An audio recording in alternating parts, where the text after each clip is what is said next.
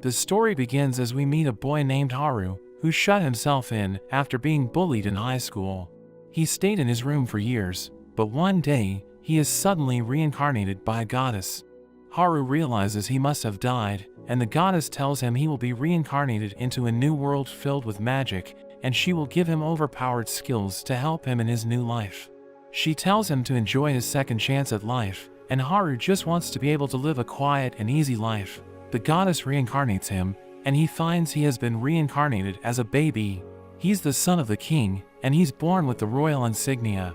The king is excited to see how strong he is, so he has his advisor perform a magical assessment. His crystal ball glows as it examines Haru's power. The king thinks he should be strong, because his mother was the hero who defeated the demon king. But it turns out he is only level 2, and his advisor notes he also has no elements, so he can only use barrier magic. The king can't believe this, wondering how they could have such a useless son, and they think it would be a problem if other people found out. So they both come up with the idea to say he died during childbirth. Haru can't believe he is going to die after he was just reincarnated, and the king orders for him to be disposed of in a faraway forest. The goddess panics seeing this, and she realizes she messed up, because she actually made Haru's power level 1002, but the measuring devices in that world don't go up that high, so they don't realize how strong he is. Haru finds himself abandoned in a forest, and he can't do anything since he is just a baby. He thinks about how they mentioned he can use barrier magic, so he decides to give it a go. He imagines it in his mind, and he manages to form a cube. He finds it easy to control, easily changing its size and its form. He tries using it on himself, and it allows him to float in the air. But at that moment, a giant wolf suddenly appears. Haru starts freaking out, but he is protected by his barrier. He picks up a bunch of trees with his barriers, and he uses them to attack the wolf. The wolf is still able to get up, so he decides to go even bigger, picking up an enormous chunk of the ground, but the wolf cries out, and Haru realizes the wolf can talk. The wolf can't believe how strong he is, thinking he isn't normal. Haru struggles to talk, but he gets an idea, and uses a barrier that turns his thoughts into sound. He manages to talk, and the wolf wants to know more about him. Haru introduces himself, and says he was abandoned because his mana level was too low, but the wolf doesn't believe this, because it can sense his overwhelming power, and it thinks he is the reincarnation of the Demon King. Haru decides to play along, and the wolf instantly believes him. It admits defeat, and tells him to just finish her off, but Haru says it's not necessary, as long as she doesn't attack him again. She can't believe he is so merciful, and she swears on her name as a flame Fenrir to keep this promise. Haru bids her farewell, calling her Flay, but the wolf sees this as being given a name, so she claims they have formed a pact, and she swears her loyalty to him. Haru explains he just shortened her name, and wasn't trying to form any pact, but Flay doesn't listen to him. Haru suddenly becomes weak, and he falls to the ground. Flay wonders what's wrong, and it turns out he requires sustenance. He says he needs milk, and Flay ends up transforming into a human form. Haru is embarrassed seeing her naked, so she puts on a suit, but Haru thinks it's just as bad. Flay prepares to give him her milk, but it turns out she doesn't have any. She suddenly hears someone approaching, wondering if she should take them out, but Haru says they should try talking to them first. A man approaches them, and Flay asks him why he is there. The man says he is there for Haru, but Flay refuses to hand him over. The man wonders about their relationship, and Flay tells him Haru is her master. The man claims to be Haru's relative, and that he is there to save him. He reveals he even brought milk, and Haru tells Flay to accept it, but she doesn't listen to him. She wonders why he is coming back for something they threw away. The man claims his wife was once pregnant, but the child didn't make it. So he doesn't care that Haru was abandoned for being weak, and he thinks that every child should have the chance to have a life. Flay is moved hearing this, and the man finds it strange to see a demon crying. They come to a deal, and the man decides to take her in as well, so she can stay by Haru's side. After 9 years, Haru has grown up, living with his new family. He had originally hoped to leave after being weaned off milk, but they were so kind to him that he ended up staying. But his only problem is that his sister Charlotte doesn't get along with him. Flay serves as their maid, and Charlotte seems to like her, asking her to play. Flay says her job is to look after Haru, but Haru orders her to play, so they go outside and Charlotte chases after her. Haru watches them from inside, and his mother tells him not to let it get to him, saying Charlotte is just at the age where she doesn't know how to act around boys. Haru worries the reason is because Charlotte can tell he is actually almost 30, so she can sense he is an old man. His mother thinks he should do something special to show how reliable he is, thinking she will change her mind, but Haru thinks he is no good in social situations. She says that as their heir, he should get out more instead of always spending his time in his room. Haru heads back to his room, and he thinks he should leave before his parents start demanding more from him, but he thinks Charlotte would hate him even more if he took Flay away, and he knows that Flay would never agree to stay behind. We see he has created a clone of himself using his barrier magic, so he can one day replace himself, but he hasn't been able to make it move or talk. His father knocks on his door, and they go out to the yard where his father wants to start teaching him how to use the sword. He isn't interested in learning, but his father tells him that since he has such low levels of mana, he should develop his other skills. Haru wants to just relax, but his father insists he gives it a go. Haru knows his father is an experienced warrior, so he casts his barrier to protect himself, and he charges at his father, even breaking his sword. His father can't believe how strong he is, and even Haru admits he's surprised. We learn that he tried checking his power with an even stronger crystal ball, thinking he could have a level in the hundreds, but it still ended up showing level 2. So he wonders what powers he was given by the goddess. Later that night, Haru's father tells his wife about the sword training session, but he is concerned that Haru could be a demon. His wife is shocked hearing this, and he mentions that there are secret records where the royal family bred with demons, and there were some who were born with demonic traits. His wife thinks Haru looks just like a normal boy, but they consider why a demon such as Flay is so obedient to him. However, he assures his wife that Haru is still their son, and that he will have a happy life. But Charlotte is shocked hearing her brother could be a demon. We see Haru relaxing in his room, when there is suddenly a commotion outside.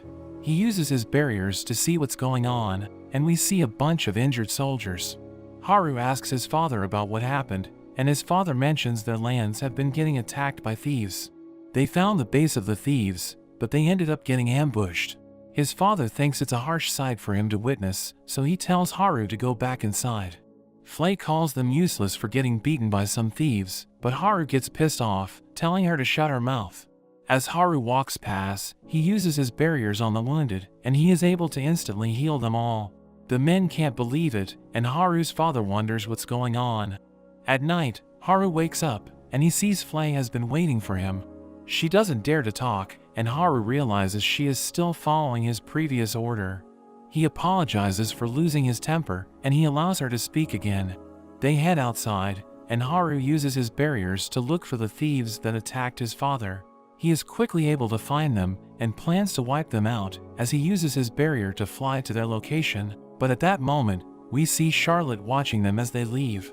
We see the thieves celebrating their victory, while their boss discusses their plans to return to their homeland. Haru suddenly appears, and he instantly freezes them with his barriers. One of the men tries to talk back, but Haru instantly blows him away. The boss ends up confessing everything, revealing that they are actually soldiers from the neighboring empire.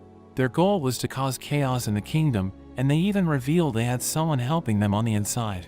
Haru wonders if there is someone after his father's life, but the men don't know anything else. The men ask to be spared, but Haru tells them they messed up by attacking his father, so Flay ends up burning the entire base, and he ends up sending an anonymous letter to his father about what he learned.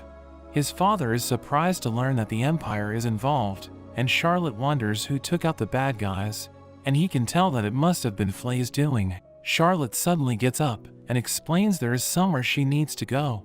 As she leaves the office, she thinks about what she saw the previous night. She asks Flay if there are two Harus, but Flay is confused about what she is talking about.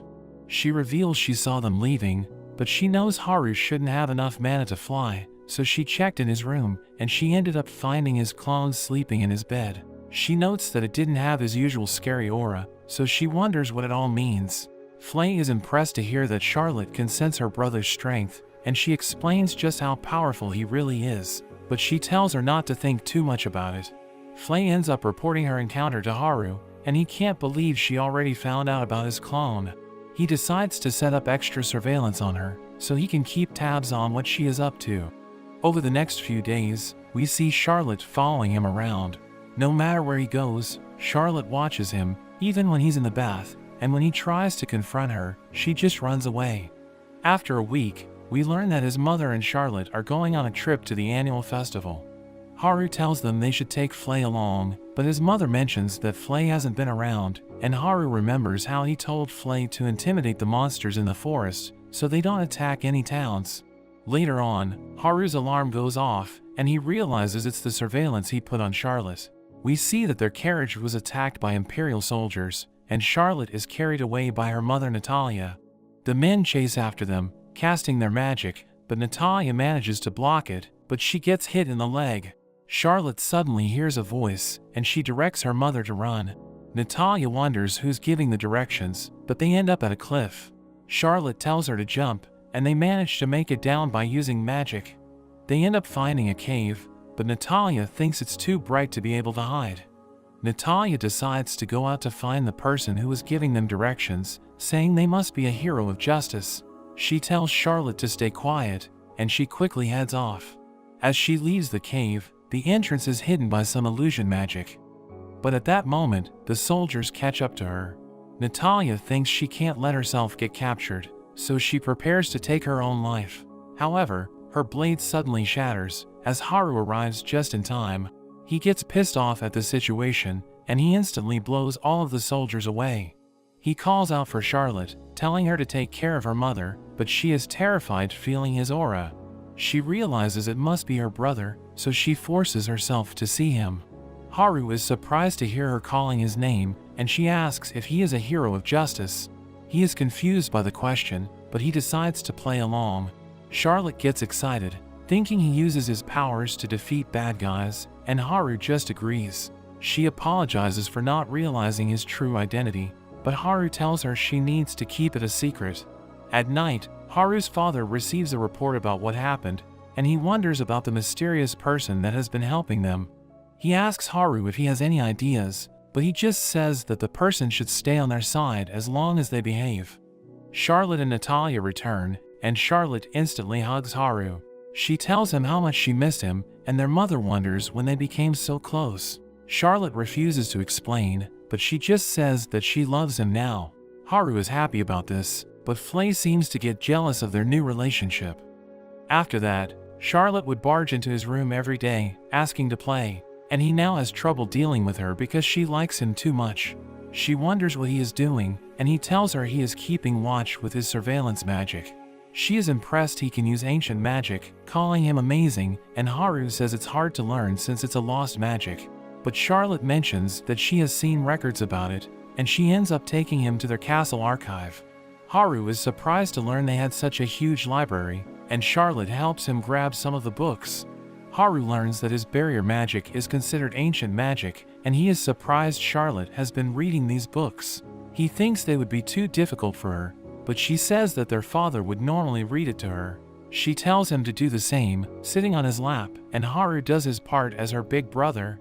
They read that there are some gods that can travel between worlds, and Haru thinks it sounds like a story from an anime, and Charlotte wonders what he is talking about. He thinks she wouldn't understand, but she insists on trying her best to listen. He explains it as drawings that can move, and he gets excited talking about it, and she wishes she could also experience it. So Haru decides to find a way for them to watch anime. After 2 weeks, Haru manages to get access to the internet from Japan, and he finds that his old Netflix account still works. He creates a kid's account for Charlotte, and he lets her choose what she wants to watch. She picks a show about a magical girl, and she is amazed that the drawings can really move. She finds it amazing, but she isn't able to understand Japanese. Haru thinks it would be hard for her to learn a language, but thinks she should be able to manage since she's still young. He starts teaching her the alphabet, and he is shocked she seems to have learned it after only 2 hours. After another 2 weeks, Charlotte barges in, wanting to watch the latest episode of her favorite show. We see zombies in a city, but the heroes of justice fight them off. It seems she has mastered Japanese by just watching anime, and Haru wonders if she's a genius. He's glad she's having fun, but he thinks he needs to be a good example for her. So he tells her she can only watch for 3 hours a day. Charlotte is devastated, wondering why he would do this to her, but he claims it's for her own good. They have dinner together, and Charlotte seems to be nodding off. Their father wonders what Charlotte has been doing in his room, and Charlotte says they've been busy researching ancient magic, and their mother is happy to hear they're working together. After dinner, Charlotte follows him around, but he tells her she can't watch any more anime for the day, so she should just take a bath and go to sleep. We see Haru taking a bath, and Charlotte ends up joining him. She thinks she should just go to sleep since she can't watch anime, and Haru thinks she is starting to sound like an otaku.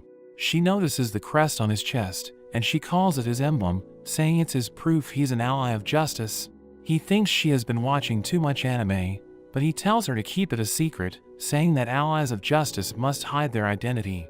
They say goodnight, and Haru goes to bed, but Charlotte ends up sleeping with him, and we see their mother watching them, happy that they are getting along so well, but Haru just wants his own space.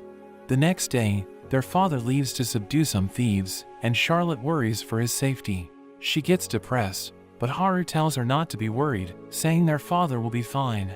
Charlotte tells him he should use his powers to fight the bad guys, begging him to go, and Haru has no choice but to agree. She tells him he needs to transform, just like in the anime, so Haru ends up putting on a disguise. Haru gets embarrassed, but Charlotte thinks he is so cool. She wants to go with him, but he says it's too dangerous, making her depressed. However, he gives her a way to watch his heroic deeds, and he quickly heads off. He looks around for the thieves, finding them in a cave, and he uses his barrier magic to seal them in. He arrives at their location, and the thieves wonder who he is. He calls himself an ally of justice, but the men try to rush at him. He's able to easily beat them all up, but he makes sure to go easy since Charlotte is watching.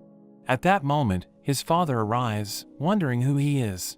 He makes up a random name, and his father wonders if he's the mysterious person who has been helping them out. He wonders what his goal is, and Haru just explains that he's carrying out justice. He gets embarrassed with himself, so he quickly runs away. He can't believe himself, but Charlotte tells him he was super cool, wanting to see him fight again, and Haru can't believe he has to keep doing it.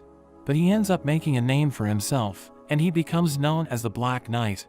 After some time, Haru seems to have perfected his clone, thanks to the books from the library. His clone is now able to speak, but it acts too much like him, and it's just as lazy as him. Charlotte wakes up in his bed, and she is confused seeing the two of them. They get called for a meeting, and Haru thinks his clone can go in his place, but his clone refuses, and Haru realizes it's useless. Their family goes out to greet their guests, and we meet the royal prince and princess, Lias and Marianne. Haru wonders if they are his real siblings, but Lias is stuck up and super rude. Marianne tells him to behave, but Lias says she can't boss him around, since he's going to be the next king, so they aren't on the same level. Haru can't believe he is so terrible, but Lias calls him out for staring at him.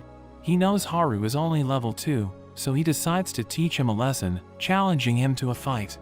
Haru thinks it's going to be a pain, but Lias thinks he is afraid, saying he will hold back. Haru checks his level, seeing he is level 9 with a maximum of 40, and he compares it with his father and the princess. Lias charges at him, but he easily dodges him. Lias tells him not to run away, so Haru uses his barrier to protect himself.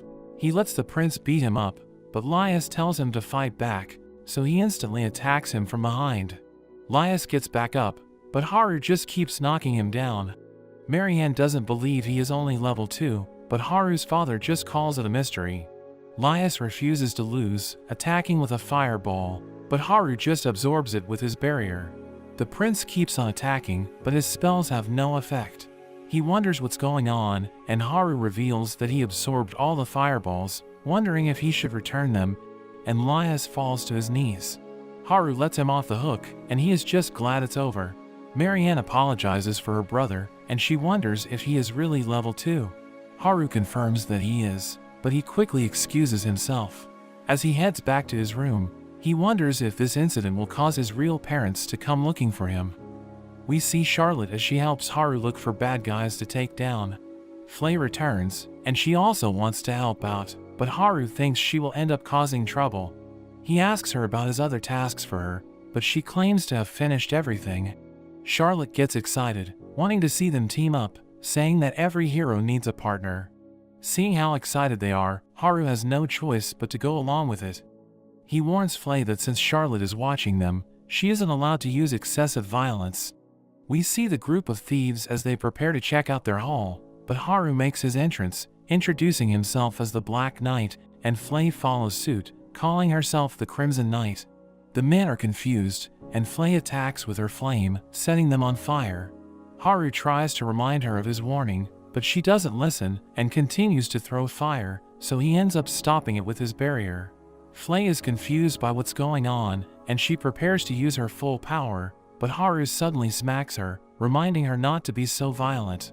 She says she got carried away, but she tries to burn them again, and he smacks her again, telling her to head back while he handles the rest. Haru becomes exhausted afterwards, but Charlotte says they were awesome. Flay wonders why her attack didn't work, thinking she'll need to use more power next time. Haru doesn't want to do it again, but seeing how happy it made his sister, he considers it. Meanwhile, we see Lias as he wonders how Haru defeated him when he's only level 2. We learn he was trying to assert dominance as the next king, but it didn't turn out the way he expected. His aide tells him to get ready for the banquet, and he suggests Lias to invite Charlotte to join him on their tour of the fields the next day. Lias doesn't care about her, but his aide tells him it's for his own good. Charlotte visits Haru after the banquet, and we learn he sent his clone to take his place. His clone reminds him that they are the same, so he found the experience just as miserable. His clone can't handle being his double, and it jumps into bed. Charlotte worries for the clone, thinking it will have to go on the tour, but she notes she will also be going, since Lias invited her. Looking at how tired his clone is, Haru decides to be the one to go. Later at night, Haru decides to check the route for their tour, to make sure that it's safe for Charlotte. He finds a suspicious group that looks like they are summoning something, so he decides to go check it out. He rocks up to them, wondering what's going on, but the men are shocked to see him. They prepare their spells against him, but he easily takes them all out. One of the men activates the magic circle, summoning a bunch of skeletons. Haru finds them creepy, but he easily takes them down with his sword. However, they get right back up, jumping onto him, but he easily blows them all away. They keep getting back up, but he notices a crystal on their chest. As the man orders them to attack, the skeletons suddenly turn around, and they start attacking the men instead. The leader summons a huge golem, crushing the skeletons, and it even manages to break through Haru's barrier. He wonders how to deal with it, but he notices it also has a crystal on its chest, so he ends up attacking it, causing the golem to stop moving. The men wonder what's going on, but it also turns on them, and Haru apologizes, saying he stabbed it with his barrier, which overrode its magic formula. Haru ends up capturing them all, and he tries to ask the leader about their objective. The man refuses to talk, so Haru gets the skeletons to dig a hole, and he threatens to bury all of them alive. The leader reveals he works for the Queen Consort, saying they were trying to summon monsters to assassinate Charlotte during the tour. Haru wonders why they would target her, and the man reveals that the Queen is scared of her potential, knowing Charlotte will surpass her one day. He mentions that the Queen was also behind the bandit attacks, but since they failed twice, the Queen sent her personal summoner squad. Haru thinks it's the same as when he was abandoned, and she's doing everything to protect her own position. Haru gets angry thinking about it, and the golem starts to go wild, grabbing onto the man, but Haru stops it just in time. He refuses to lose the people he loves, and decides to go against the Queen, even if she's his real mother. We see Flay keeping watch as the tour takes place. The ride is awkward, but Charlotte tries to cheer Lias up, telling him he shouldn't feel bad about losing to Haru, because he never even stood a chance. Marianne joins in, saying it's not a big deal, but this only makes things worse. Haru tells them to chill, but Lias thinks he didn't even use magic during their fight. Haru explains he can buff himself to get stronger, but Lias and Marianne are shocked to hear this. Haru isn't aware it's a big deal, and Lias wonders if he's a returned demon. Haru doesn't know what that means, and Charlotte explains that when a demon marries a human, their descendants can have demonic traits. Marianne thinks it would explain his power, but she notes he doesn't have any horns, and just looks like a normal boy. Charlotte vouches for the rest of his body, saying it's completely normal since she's bathed with him, but this just weirds them out, thinking he's a perv. Charlotte wonders if it's wrong, but they just try to explain that it's not common. They arrive at their destination, and they admire a wheat field. Charlotte runs off with Marianne and Lias, while Haru has a chat with his father. Haru poses a hypothetical question, wondering what he would do if the queen was after Charlotte's life. His father reveals he got a letter from the Black Knight when he was delivered the queen's mages, so he knows the threat is real. He knows she sees him as her enemy, but he can't retaliate since she's the queen. Haru wishes she would disappear, but his father tells him the capital would fall into turmoil without her. He explains that the king fell from power long ago, and there are many nobles that try to take the throne, but the queen keeps them all in check with her power. 2 years before Haru was born, the king led an army against the Demon King, with the Queen Giselle among them, and she took out the Demon King by herself. She became a hero, and her marriage with the king was supported by everyone, but she's now trying to take the kingdom for herself. His father thinks there's nothing they can do, unless someone more powerful could replace the queen. He thinks Charlotte will easily become stronger than her, but she's still too young. So he tells Haru to look out for her until she grows up.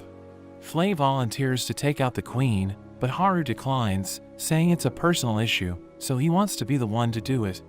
He thinks the queen will make another attempt on Charlotte's life soon, so he decides it's time they had a reunion. His mother Giselle receives a report about the failed attempt on Charlotte's life, learning that the Black Knight is protecting her. She throws her drink at them, calling them useless, and she thinks she will need to handle it herself. But at that moment, Haru arrives, instantly taking out her men with his barriers. Giselle wonders how he made it into her castle, which should be protected by barriers, but Haru calls them weak, saying he just broke through them. Giselle prepares to deal with him, and Haru is surprised she can use 3 spells in a row. He gets trapped in a sphere of water, starting to drown, but he uses a barrier to help him jump out.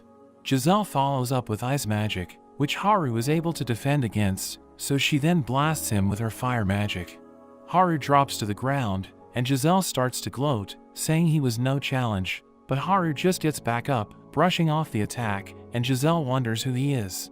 Haru starts to retaliate, attacking with a barrage, and Giselle struggles to defend herself. She thinks he is even stronger than the Demon King, and she starts to run out of mana, but she charges at him with her sword, and Haru fights using his own sword. Giselle gets on top of him, thinking she is unrivaled with the sword, but Haru ends up disarming her. He prepares to punish her, creating a collar around her neck, and he tells her she will lose her head if she tries to take it off. She wonders what he wants, and Haru tells her he has one demand, telling her to keep her hands off Charlotte and his family, warning her what will happen if she disobeys. 5 years later, things have remained peaceful, and we see Charlotte playing out in the snow. Haru finds it too cold outside, so he just wants to go back to his room. He wonders if Flay is cold in her outfit, and we see her shaking, but she claims to be fine. Haru can see through her lie, so he gives her a new outfit and tells her to speak up if she has a problem. Charlotte tells him about a special move that she thought of, saying she isn't strong enough to use it, so she asks him to try it out. She explains how to do it, and he thinks it's ridiculous, but he can't say no to her. He prepares his magic, performing a chant that he finds embarrassing, and he ends up drilling a huge hole in the ground.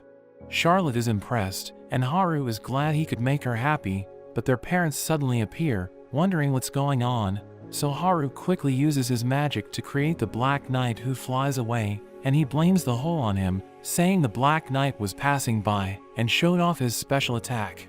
Charlotte quickly agrees with the explanation, and their father decides not to look into it. As Charlotte continues to play, Haru asks his father how things have been going. His father mentions how the queen hasn't appeared in public over the last few years, but he is glad there have been no more attempts on Charlotte's life. He has heard rumors that the queen wears a slave collar now, so he wonders if that has something to do with it. Haru is just glad everything is peaceful, and he thinks he can finally have a relaxing life as a shut-in, but his father suddenly mentions he will need to start going to school in the capital. Haru is shocked hearing this, and his father says he tried to refuse, but it was beyond his control. Haru instantly refuses, remembering how bad school was in his past life, and he becomes determined to find a way to get out of it. We see them discussing it further back at the house. His father reveals it was a direct recommendation from the king. Haru wonders why he would do such a thing, and his father thinks he must have made an impression on Princess Marianne when she came to visit them. His father thinks it would also be a good opportunity for him to meet people and see more of the outside world. Haru doesn't want to cause trouble for him, so he agrees to go. His father mentions he should bring an attendant since he is going to the capital, but he says he can't take Flay since she would end up causing trouble, and his mother suddenly appears, volunteering to go with him. But Haru refuses, saying nobody would be bringing their mother with them, and his father tells him he has 3 months to find someone. As Haru heads back to his room, he thinks of a way to get out of going. He explains the situation to his clone, but the clone also refuses, saying he also wants to be a shut-in. So Haru explains his plan, wanting his clone to get expelled from the academy for lack of ability, since it can't use any magic, and that way it won't cause any trouble for his father. His clone thinks he could do it himself, but Haru claims he might accidentally use his barrier magic if he is getting picked on. His clone doesn't want to get beaten up, so Haru promises to use his barrier on him to protect him, and his clone reluctantly agrees to the plan. We learn that over the last 5 years, Haru built a cabin somewhere far away, where he can be a shut-in while his clone covers for him. He relaxes playing video games, but Charlotte still comes to visit, so she can watch her favorite animes. She gets depressed wanting to watch more, because she can only visit with Flay since he is so far away, but Haru mentions he could use teleportation magic to help her. He shows it off, passing a ball to her through his barrier, and they are amazed that it works, but he notes he hasn't tested it on a living creature. Flay suggests trying it out with his clone, so he opens up a door to his room. He tells his clone to come through, but his clone knows what's up, refusing to risk his own life. He taunts Haru to try it himself, but Flay gets annoyed, and she jumps right through, grabbing the clone, and she throws him through. But after this test, they confirm that it works, so Haru installs a door for Charlotte to come and visit, but his clone heads back, just wanting to be left in peace. As Haru continues to relax, he suddenly remembers that he needs to find an attendant. He goes out for a walk, but he ends up at a village filled with skeletons. But they call him their boss, and it turns out they are the skeletons from 5 years ago, when he defeated the Queen's summoners. The leader of the skeletons, Johnny, welcomes him to the village. Haru notices that there are also other monsters, and Johnny explains that they took in strays who had nowhere to go, but he assures Haru that they are all well behaved. Johnny goes on to show Haru the other parts of their village, showing him their farms where they grow their food, and they have quite an impressive harvest, shocking Haru because they are doing all of this to feed the other monsters. Johnny keeps showing him other areas of the village, and Haru thinks that if he added flesh, Johnny could be a good attendant, but as he continues to talk about the village, Haru realizes he talks too much, and thinks he would go crazy if he had to listen to him every day. Haru takes his leave, and he tries to relax by the river, but we see the golem from 5 years ago is also there. It turns out to be a girl, and she has a crush on him, giving him a flower. Haru considers choosing her as his attendant, thinking she has a nice personality, but in the end, he thinks she is just too big. He returns to the cabin, where Flay wonders what he was talking about when he mentioned an attendant, but he tells her it's none of her business, which makes her depressed. The next day, Flay takes Charlotte to visit the village, and she is impressed her brother gave all the monsters a place to live. She decides to give the village a name, calling it Pandemonium, and Johnny thinks it's a great name. Meanwhile, in the distant frozen mountains, we see a group of adventurers hunting a blizzard dragon. They manage to injure it, causing it to fly away, but it ends up crashing down, and it gets swept away by the snow. Haru learns about this incident from his father, who tells him that the dragon appeared near their borders, and he worries it could enter their territory and go on a rampage, so he wants Flay to help investigate it. Flay says she only takes orders from Haru, but when Haru tells her to do it, she mentions that she doesn't know of any blizzard dragons, so she thinks it must be a coward that hid in the mountains while the demons were at war against humans, so she doesn't want to help someone like that. Haru asks for time to think about it, but when they leave the room, they see Charlotte was eavesdropping, and she feels bad for the dragon, asking Flay to help it, so Flay has no choice but to agree. They head into the mountains, and Haru manages to find the dragon. The dragon is in bad shape, and the adventurers have caught up to it, but Haru and Flay arrive just in time.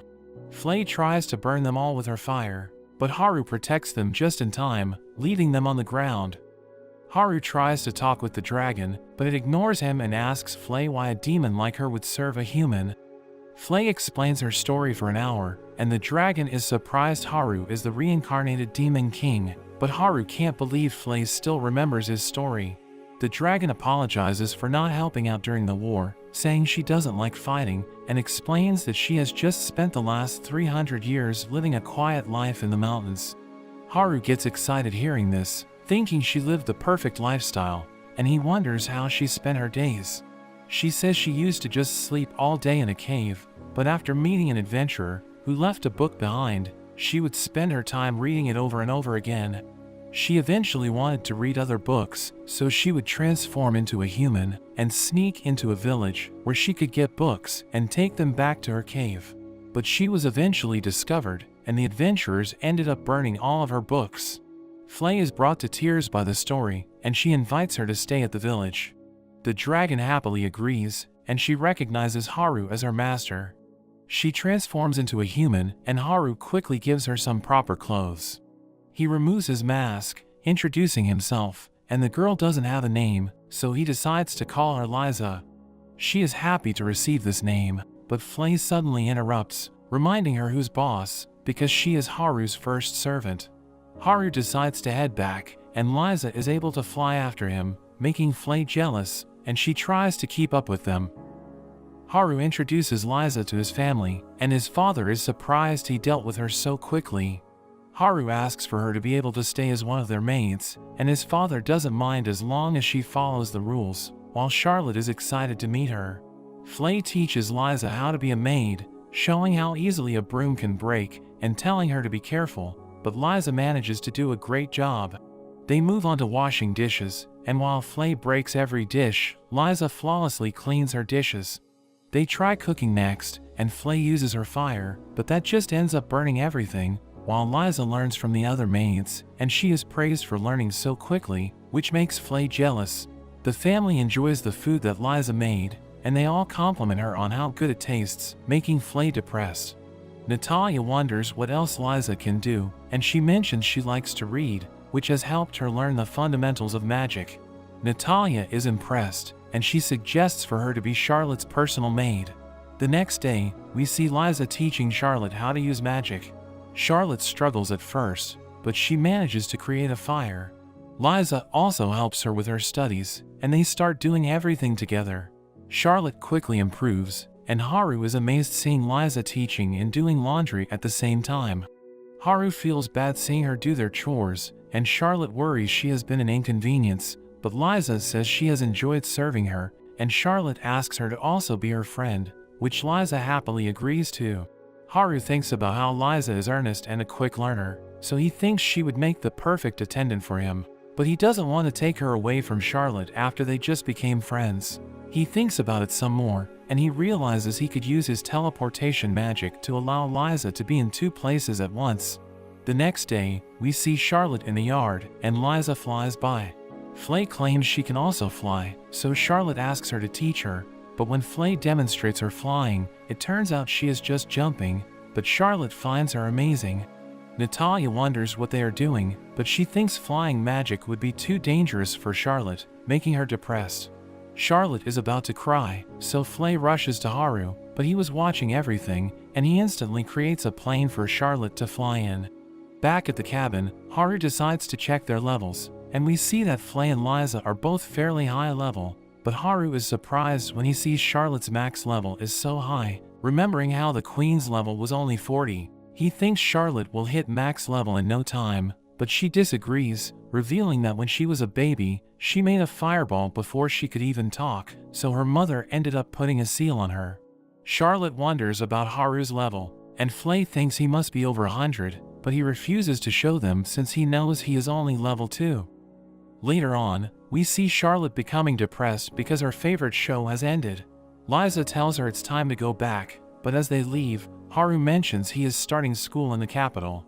Charlotte suddenly thinks of it as a terrifying place, and she tells Liza to cancel her plans and summon her knights for an emergency meeting.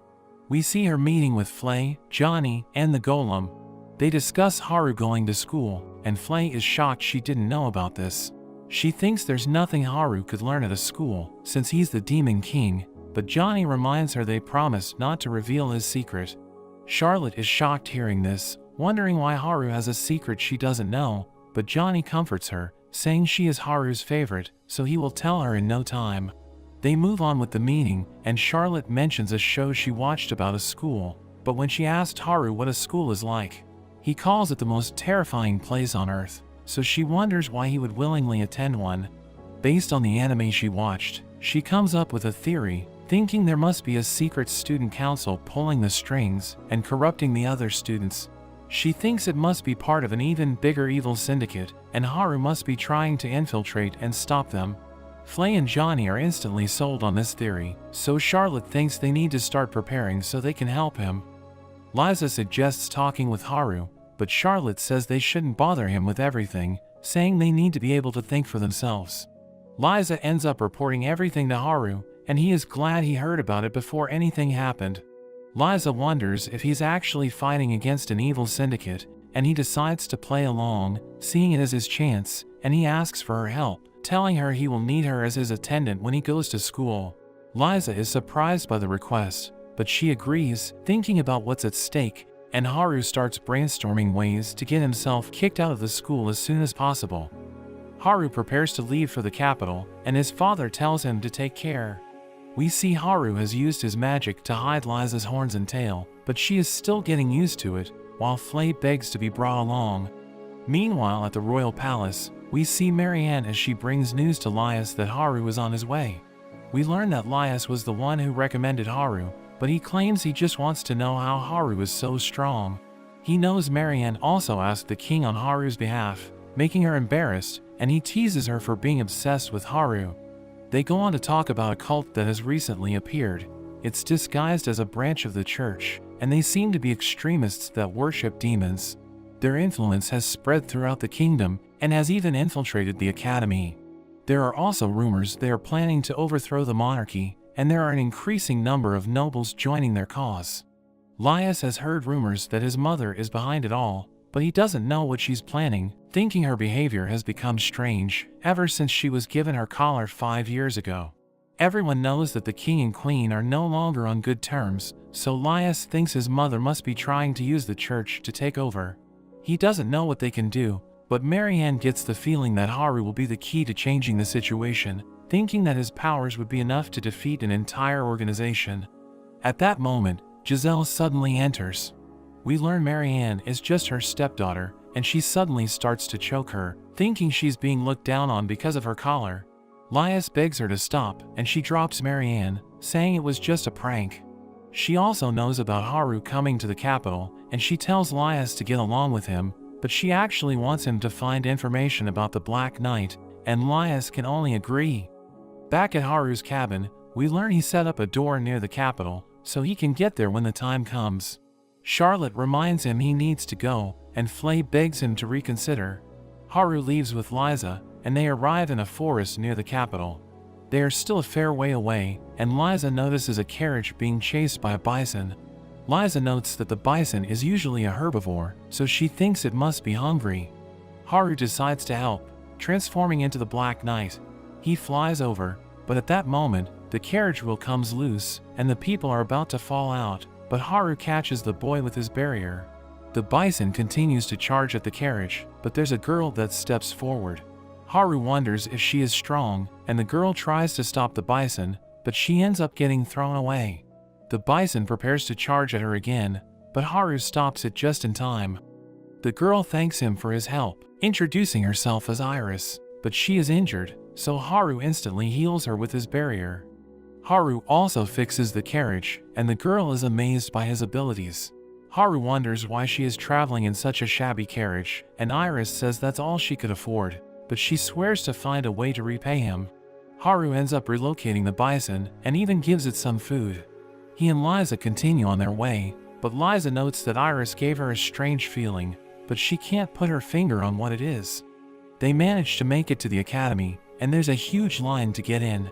As Haru looks at the other people waiting, his anxiety kicks in and he just wants to go home.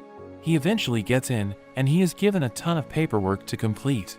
When he makes it to his room, he is completely exhausted, so he quickly makes a door and heads back to his cabin. Charlotte and Flay welcome him back, but he just wants to rest.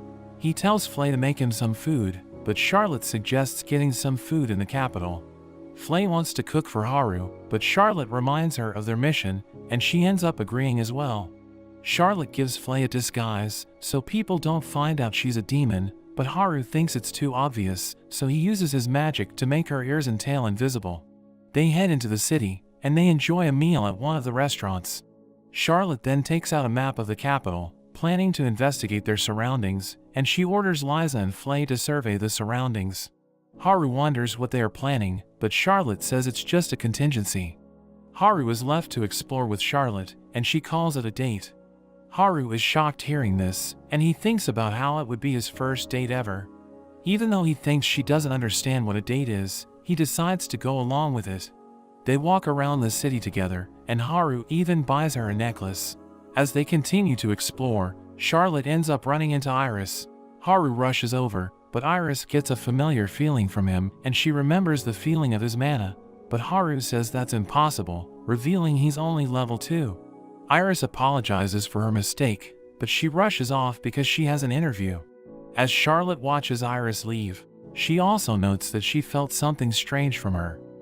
We learn Haru's clone has been covering for him at the academy, but the clone tells Haru there is a proficiency exam before the entrance ceremony, but he refuses to take it because he's been miserable being stuck at the academy. Haru thinks that if he does terribly, it could be the perfect chance to get kicked out. We see him sneaking around the academy, trying to avoid any social interaction, but he's caught by a professor named Polko. The professor guides him inside, taking him to a lecture room, and Haru thinks about what it's like to start at a new school, but this just makes him depressed. Haru is determined to fail at all costs, and the professor gives him his test. He actually has no idea how to answer the questions, so he just puts down he has no clue. There's a section about barrier magic, which he answers properly, thinking he can't make it too obvious he's trying to fail.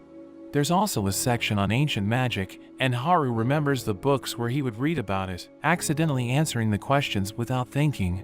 The professor tells him he also needs to do a mana assessment, but Haru thinks there's no point since he's just going to be level 2.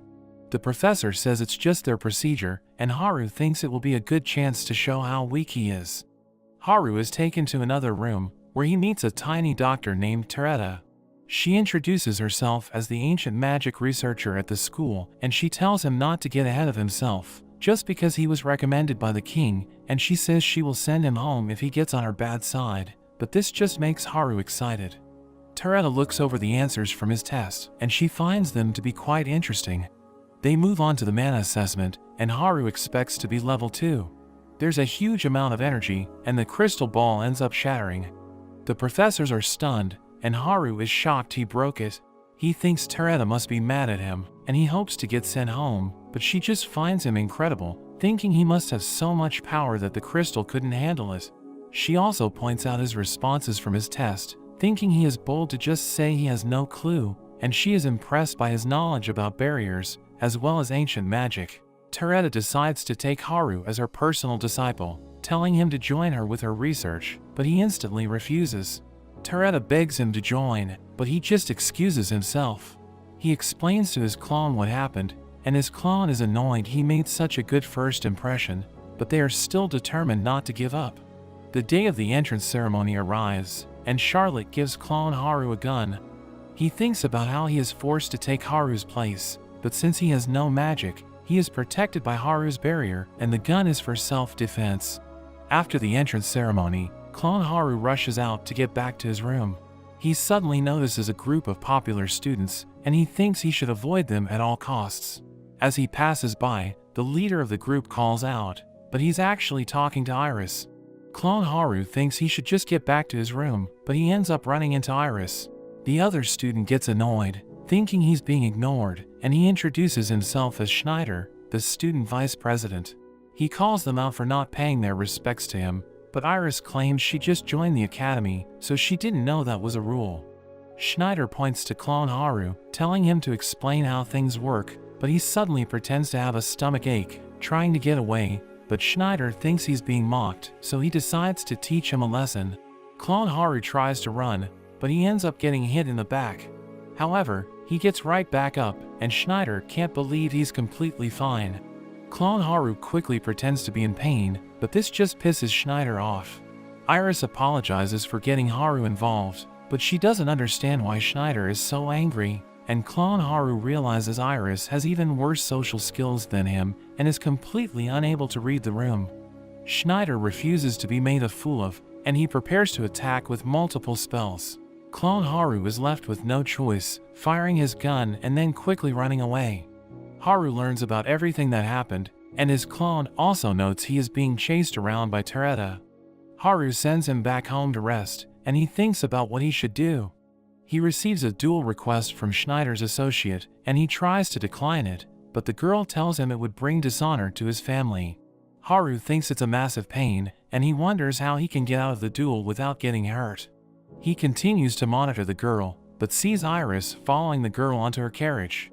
They end up going to Schneider's house, and Iris tries to ask for Haru's duel to be called off. She points out his injury, saying he's in no shape to fight, but this only pisses him off. Haru continues to watch, and Schneider tells Iris to know her place. Iris wonders what it will take for him to call the duel off, and Schneider tells her to strip and dance for him. Iris agrees to this, and she actually starts to do it, but Haru can't bear to watch, and everything goes dark. He appears as the Black Knight, telling Iris she's being dumb and telling her to go home. Schneider wonders what's going on, calling for help, but Haru mentions they are in another dimension. Schneider wonders who he is, and Haru calls himself a hero of justice, saying he's there to punish him. Schneider tries to attack him, but Haru suddenly pins his shoulder, causing him to fall in pain. Haru goes over his sins, from picking on new students, trying to punish him with a duel, and telling Iris to dance for him. Haru tells him to reflect on his actions, and tells him he's stuck with the pin in his shoulder until he has atoned for his sins.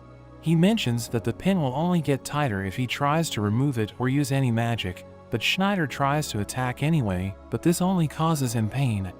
Haru disappears, and everyone is returned to the room. Schneider's friend tries to heal him, but this only causes him pain, and Schneider swears to get his revenge.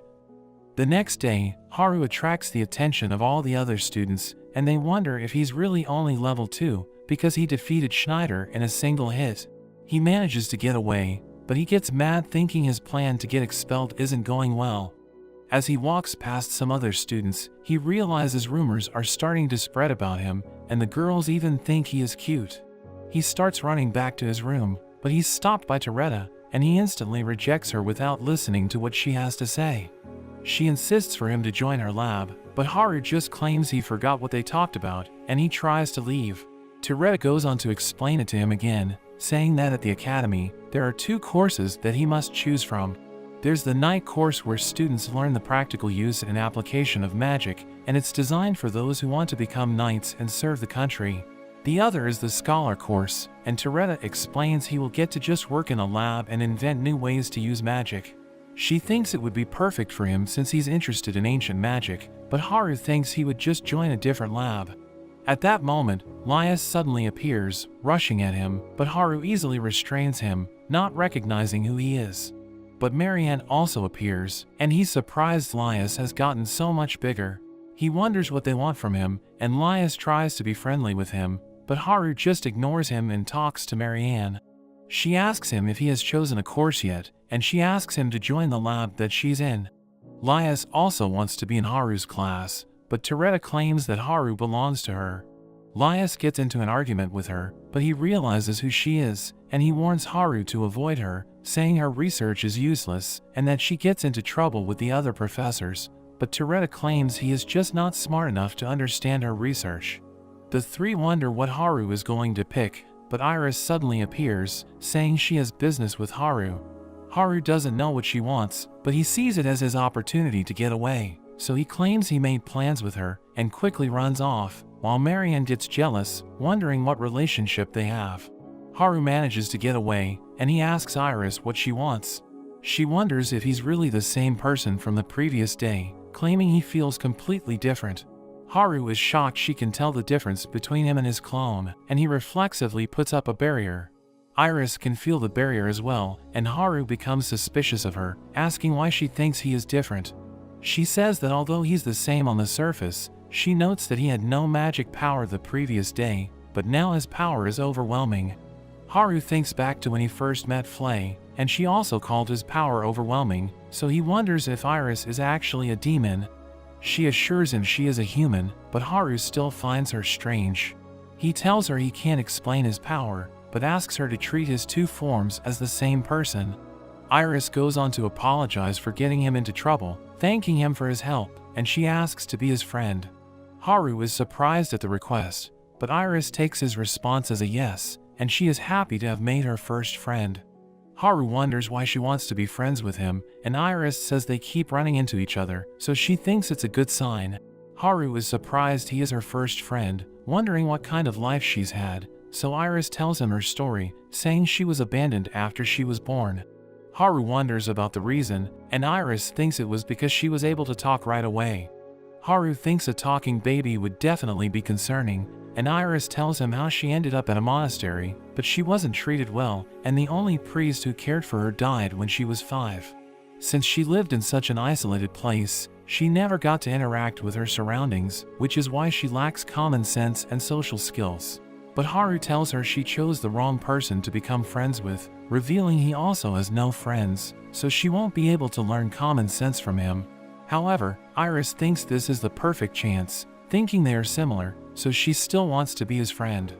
Haru gets the idea to use her to help him get out of troublesome situations at the academy, so he thinks becoming her friend might not be the worst idea. He asks what course she's taking, and she tells him she's taking Toretta's class. Haru isn't happy about this, but he agrees to take it as well, and Iris is overjoyed by this. Meanwhile at the cabin, Charlotte has been depressed ever since Haru left, and Flay also wants to be by his side, but Charlotte suddenly senses something happening to him, so she decides to check up on him. Flay cries because she isn't allowed to go, but Liza thinks she is earnest, and she's impressed with how well Flay has adapted to their situation. But Flay thanks her previous job, working for the Demon King. Liza asks what the Demon King was like, and Flay says he was kind, mentioning his dream was to find a way for demons and humans to live in peace. She remembers his final fight against the Queen, where he sacrificed his own life, but Flay thinks he did it to be reincarnated as a human, so that he could create peace from the human side. But she can't believe that he would end up being reincarnated as the Queen's son. Haru claims he lost his memories after being reincarnated, but Flay notes that the Demon King would always shorten their names, and when Haru gave her the name Flay, she thought for sure that he must be the Demon King, and she even thought about calling him by his true name. Liza wonders about the Demon King's true name, so Flay reveals it, calling him Irisvelia. Haru formally introduces himself, and Iris reveals her full name is also Irisvelia. Haru thinks her name is too long, so he decides to just keep calling her Iris, making her laugh, as she mentions how she also likes to shorten people's names. Haru prepares to leave, but Iris wonders if he has chosen his classes, suggesting they should do it together. Haru invites her back to his room, but he suddenly worries about people getting the wrong idea.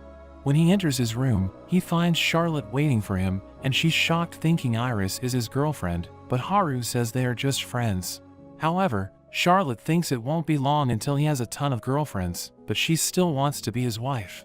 Iris thinks they are weird, but Haru thinks that this just must be how kids grow up, and that Charlotte will find him gross in the future, so he decides to just go along with it. Haru introduces the two girls, and he starts filling out his class selection.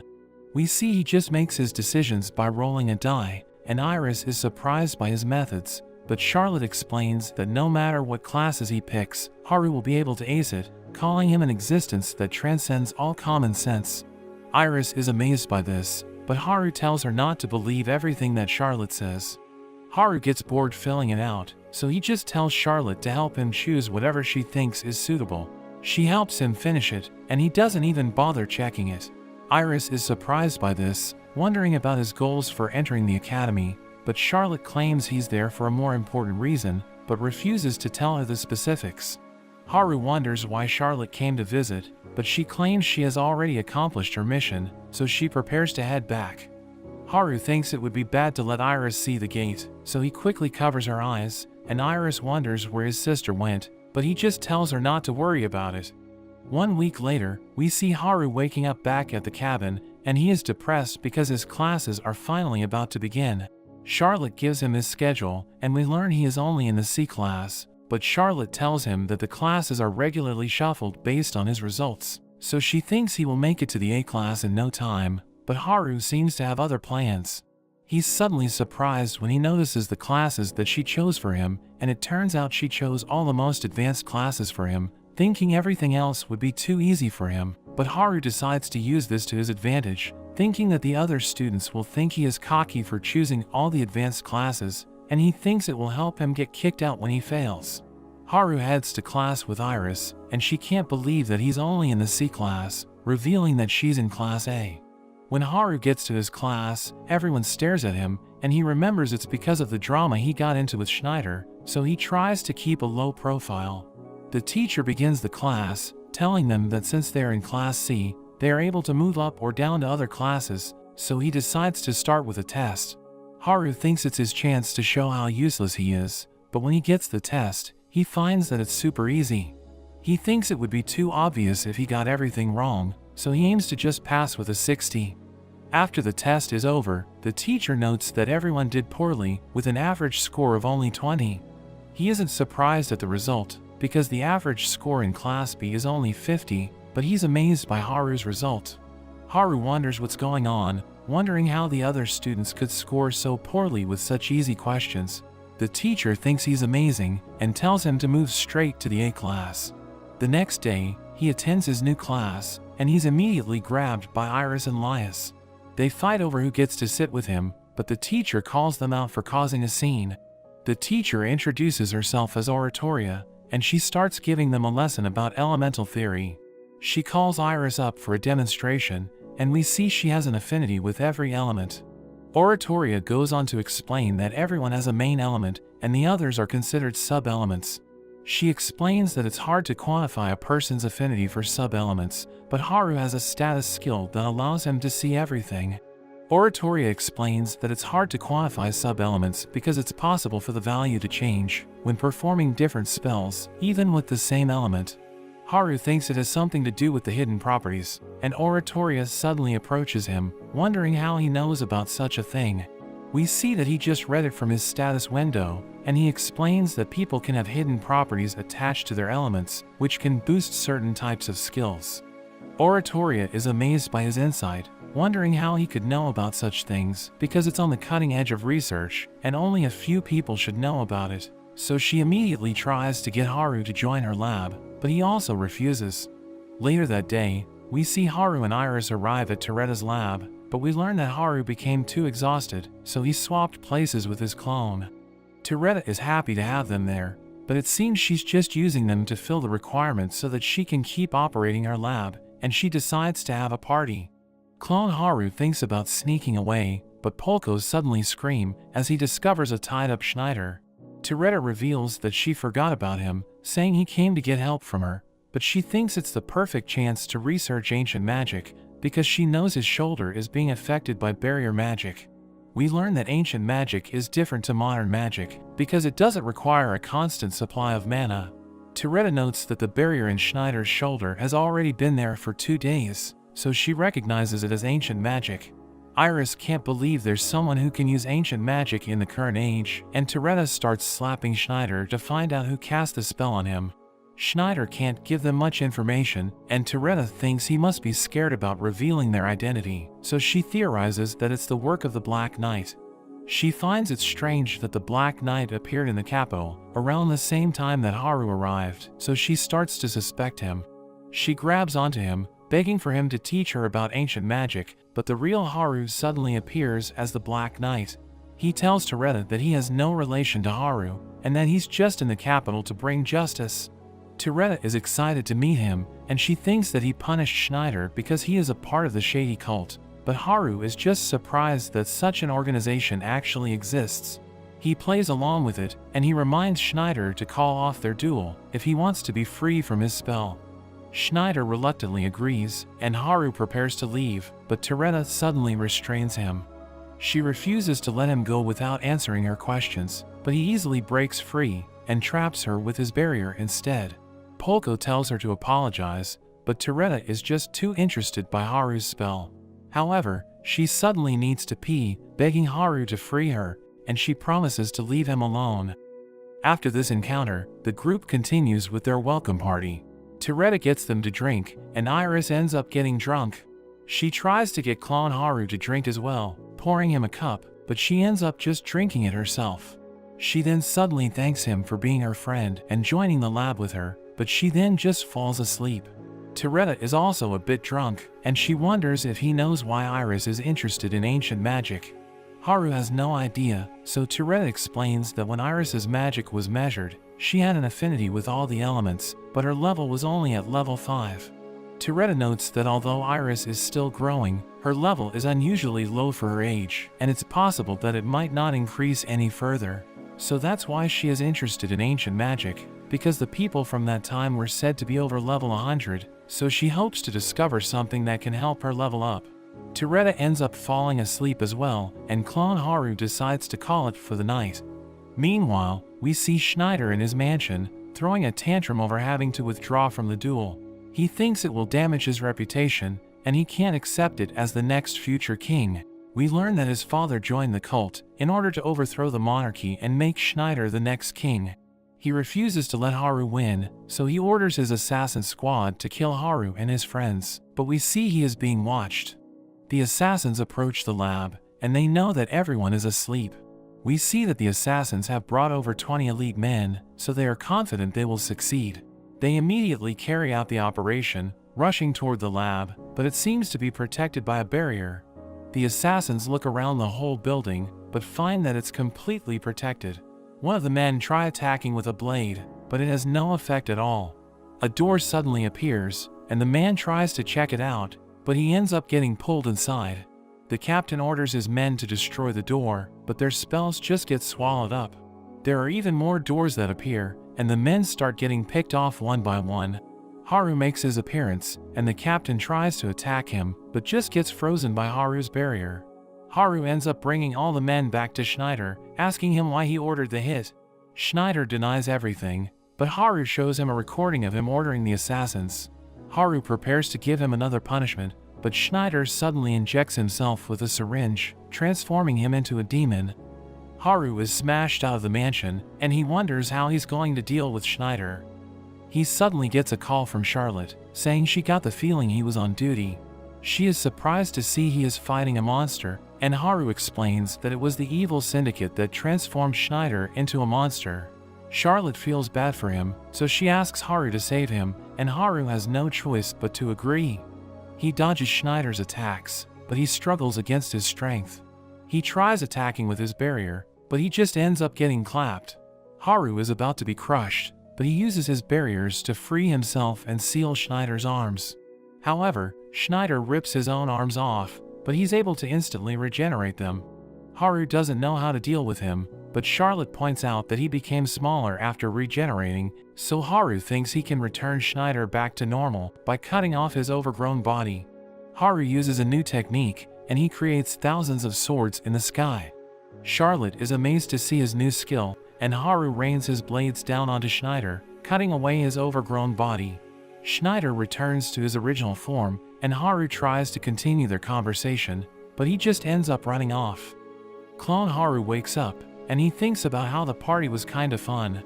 Haru teases him for enjoying it, but the clone thinks that it's an improvement from their previous life, and Haru also agrees, thinking about the people that they've met. The next day, we see Flay and Liza gathering information in the capital. They are approached by a group of shady men who offer to help them, and they are led into an alleyway. But they just end up beating up the men, and get the information they were after. We see them in another one of Charlotte's meetings. They have learned more about the power struggle for the crown, and Charlotte thinks that the capital is headed for trouble. Liza has her doubts, but Johnny reminds her of Haru's fight the previous night.